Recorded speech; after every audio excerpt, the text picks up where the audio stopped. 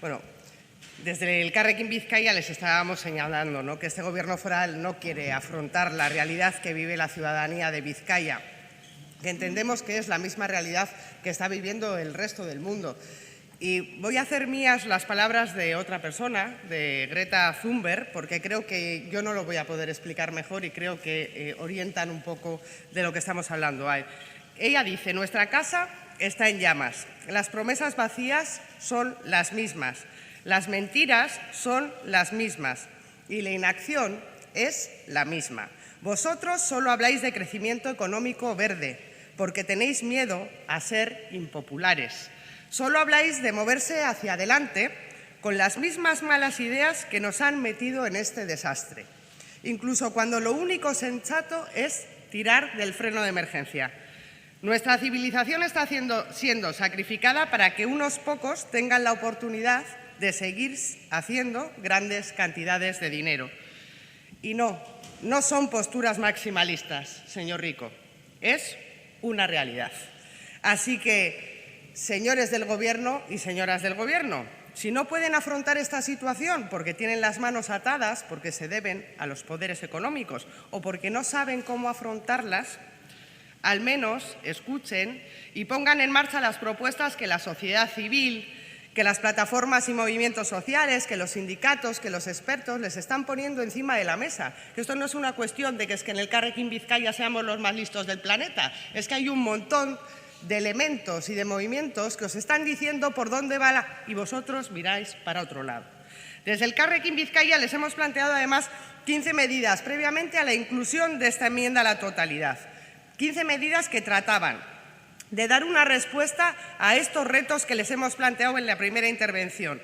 15 medidas además que solo serían el principio, los primeros pasos. Y en primer lugar, les hemos planteado que este Gobierno tenía que dar una respuesta eficaz y no maquillaje a las desigualdades existentes entre mujeres y hombres, con políticas que efectivamente incidiesen en la estructura patriarcal de nuestra sociedad. Les propusimos, sí, que adquiriesen el compromiso de transversalizar las políticas feministas en todos los departamentos, porque no se hace, que aumentasen la inversión al menos hasta el 5% para 2020 y que garantizasen al menos el 40% de ese crédito disponible de cada departamento, acciones que fuesen dirigidas a corregir situaciones de desventaja de las mujeres en las diferentes áreas o políticas que abarca cada departamento. Les propusimos como vía para favorecer una organización de la vida más justa y sostenible que impulsasen un sistema de cuidados que permitiese desarrollar proyectos de corresponsabilidad entre mujeres y hombres en el hogar y planes de fomento del tiempo de trabajo corresponsable, que no conciliación. Les decíamos en la primera intervención que esta institución no puede seguir posponiendo las responsabilidades. Está bien que ustedes digan, bueno, vale, estamos en el buen camino, estamos haciendo cosas, pero es que vamos demasiado lento. Siguen buscando zapatos en el armario cuando lo que les estamos pidiendo es que la carrera ya ha empezado.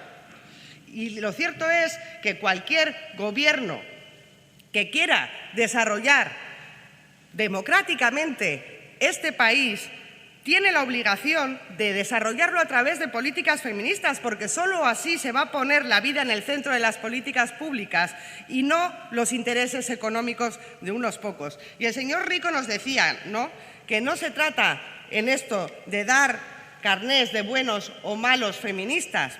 No lo sé, no sé si ustedes los dan o no. Lo que sí tengo claro es que lo que ustedes junto con el PNV sí que han estado haciendo es repartir carnés de buenos o malos ciudadanos.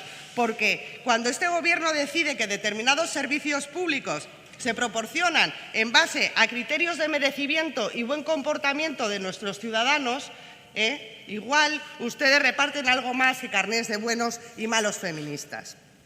En segundo lugar, les pedimos que pusiesen en marcha políticas concretas de lucha contra el cambio climático y les hicimos propuestas muy concretas: hacer un análisis y desarrollar una estrategia foral para armonizar y para dar coherencia a las políticas en relación a las situaciones de emergencia climática. Les invitamos además a que expusiesen los mecanismos necesarios para reducir la generación de residuos a menos un 10% para el 2020, así como la reducción de los residuos que se incineraban en Sabalgarbi. Les propusimos la retirada de las partidas a macroproyectos como la segunda fase, la Supersur, la Subfluvial, para que se pudiera reorganizar todo el transporte público, el sistema ciclable y finalizar obras ya iniciadas que pueden descongestionar el tráfico que justifican esas obras. Y, señora Atutxa, yo entiendo, y le doy las gracias por darme la razón, porque sus infraestructuras prioritarias parece que nada tienen que ver con el clima, ¿no? Pero lo cierto es que tampoco con la movilidad, porque si la apuesta realmente fuera por la movilidad, ustedes apostarían por fomentar el transporte público y colectivo y no por fomentar el transporte privado.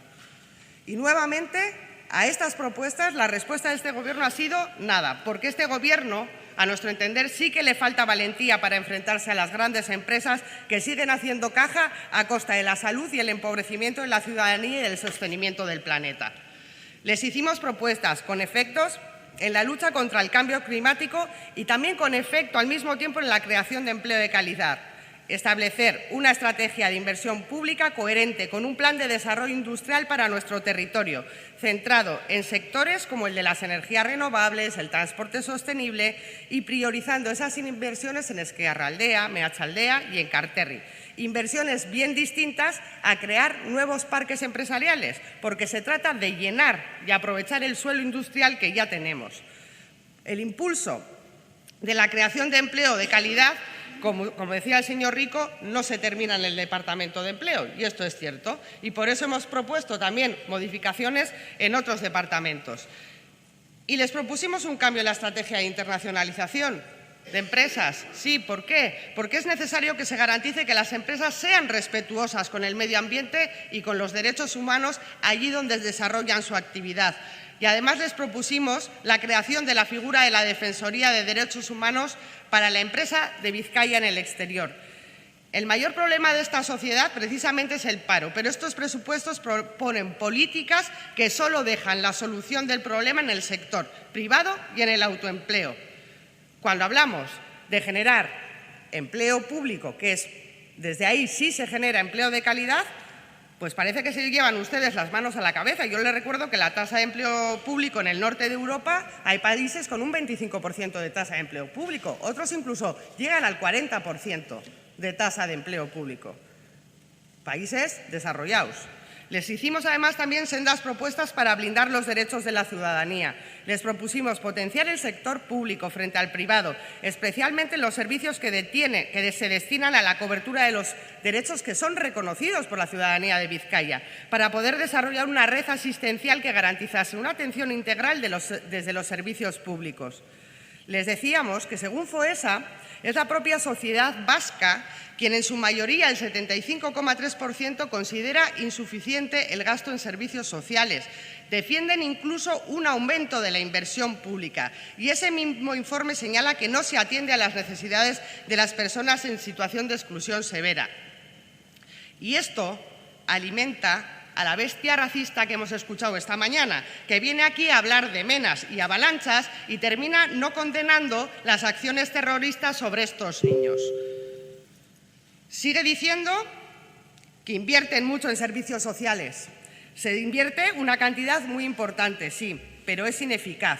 De los 28 millones más que se invierten en acción social, de este aumento el 60% no incide ni en la mejora de la atención ni de la protección ni de las personas mayores, ni de la infancia, ni de las personas con discapacidad. Y les propusimos también incluir bajo la cobertura de la red de servicios sociales prestaciones de lucha contra la exclusión social a todas las personas que se encuentran en situación de exclusión social efectiva. Y la negociación terminó así, con nada de nada. Usted dice que es que los planteamientos que hacemos son utópicos. Pues sí, la verdad es que sí, son utópicos. Pero si nos atenemos a la definición de utopía, es algo que no existe, que no está, que no se da, pero que es realizable. Entonces, sí, somos utópicos. Creemos que es ahí hacia donde tenemos que ir. Y ustedes no han tenido a bien asumir ni una sola de las propuestas que les hemos puesto encima de la mesa. Y esto es indicativo de inmovilismo, de inacción, pero sobre todo, desde nuestro punto de vista, de una irresponsable soberbia. Su Gobierno está anclado en un inmovilismo, como demuestran unos presupuestos que son un calco de años anteriores. Carecen de sentido de la urgencia ante los grandes retos que tiene que afrontar nuestro territorio a corto plazo. Con nosotras ya sabemos que no nos necesitan, pero no cuenten para llevar a Vizcaya al precipicio ni para seguir hacia la Vizcaya de las dos velocidades cada vez más desiguales. Muchas gracias. Eskerrik asko.